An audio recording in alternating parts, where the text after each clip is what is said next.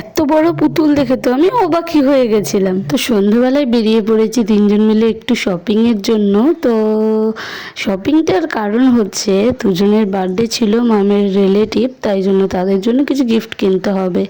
তা আমরা এখন যাচ্ছি কালীবাড়ির, যেখানে মেলা মতন বসে সারা বছরই, হয়তো তোমরা যারা শ্যামনগরে থাকো তারা জানতে পারবে।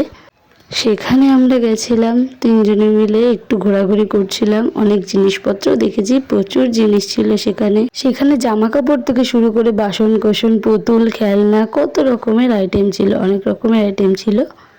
আর এখানে আমি এত বড় বড় টিপ আর এত বড় বড় পুতুল দেখে আমি তো অবাকই হয়ে গেছি পুরো, যে কি হচ্ছে এটা এখানে। আর এখানে দেখো আমাদের ভগবানরাও ছিল, এখানে আমার লোকনাথ বাবাও ছিল, আমি তাদেরকে দেখছিলাম, খুবই ভালো লাগছিল। দেখো সব ঠাকুরই কিন্তু এখানে পাথরের।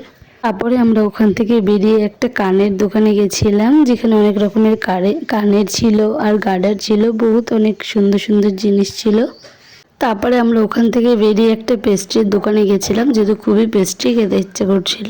তো অনেকক্ষণ বাছাবাছির পরে আমরা এই ব্ল্যাক ফরেস্ট নিয়েছিলাম, নিয়ে তারপরে আমরা বাড়ির পথে রওনা দিলাম। আজকের মতো এই অবধি, দেখা হচ্ছে নেক্সট ভিডিওতে, ততক্ষণের জন্য টাটা।